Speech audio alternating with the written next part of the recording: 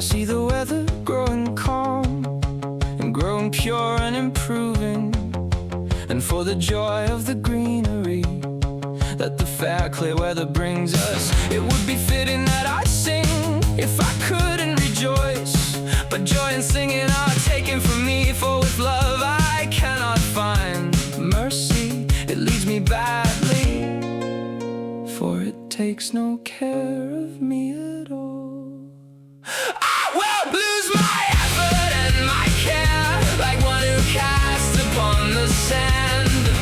The wheat and plows and sows and suffers hunger and endures, so that it might turn out well for him and loses his labor at once.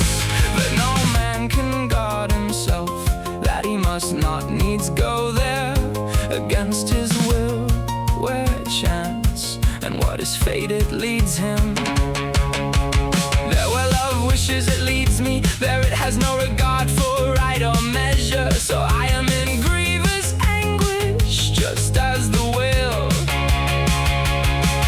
when the sailors are upon it and each one thinks he stands firm, it makes them all perish.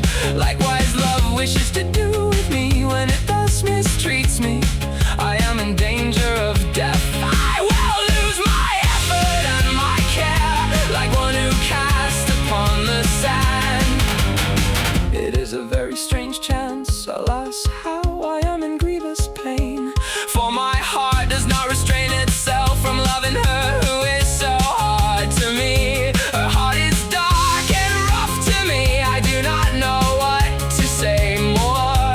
But in what must one trust, when she whom I most think to love acts toward me with excess, and shows me pride and mistreats me? She commits a sin who thus mistreats me, and has my regard at all for right. Our Lady, in whom all joy dwells, why does your love torment and pain me so strongly? And you yourself, no good ever comes to you from it, nor can any high man honor himself by lowering his own self.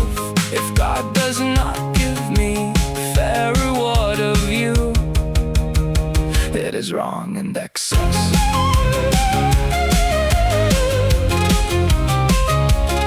She is very beautiful beyond measure, noble, fresh, white and soft. She who holds me in a chain of no good does she have luck. Her person is very fair and good and gracious and worthy. I cannot praise her so nobly, as nature knew how to form every good in her with subtle knowledge. I greatly desire fair reward of her. Lady, if I am desirous of crying mercy toward you, know that urgency makes me do it, so it must not annoy you, for I love you more without measure than Paris loved Helen.